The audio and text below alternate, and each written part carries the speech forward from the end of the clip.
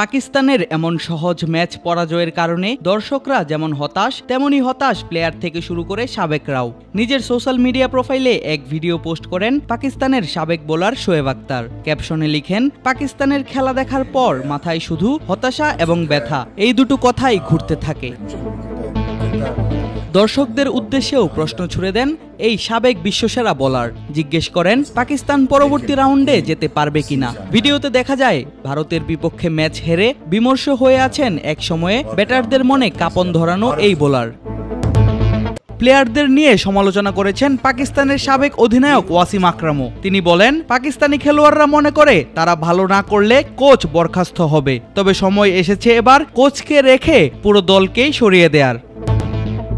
এক সময়ে ম্যাচ ছিল পুরোপুরি পাকিস্তানের পক্ষে।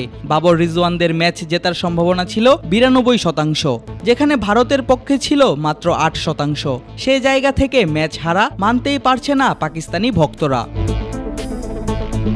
তবে পাকিস্তানের হারার কারণ হিসেবে তাদের উপরেই দোষ দিচ্ছেন ভারতীয় কমেন্ট্রেটর এবং ক্রিকেট বিশ্লেষক হর্ষা ভোগলে। সামাজিক যোগাযোগ মাধ্যমে দেয়া এক স্ট্যাটাসে তিনি জানিয়েছেন, নিজেদের উপর বিশ্বাস না থাকার কারণেই এমন পারফরমেন্স দেখা গেছে পাকিস্তানের। তারা নিজেদের কাছেই নিজেরা হেরে গিয়েছে বলেও মন্তব্য করেন তিনি। পাকিস্তানের খেলা নিয়ে মন্তব্য করেছেন আরেক ভারতীয় সাবেক ক্রিকেটার ইরফান পাঠান। লিখেন, পাকিস্তান অনেক দিক থেকেই অনেক ভালো খেলেছে ভারতের থেকে, কিন্তু তাদের ব্যাটিং লাইন আপ ছিল সরু। এমন সরু ব্যাটিং লাইন আপ নিলে বিপদে পড়তে হয় বলে মনে করেন তিনি। পাশাপাশি জানান, পাকিস্তানের ফিল্ডিংয়েও ছিল ব্যর্থতা।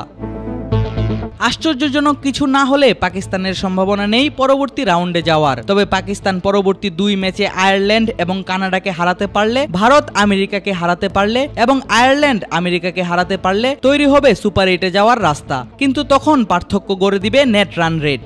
নজর রাখতে হবে সেটির দিকে।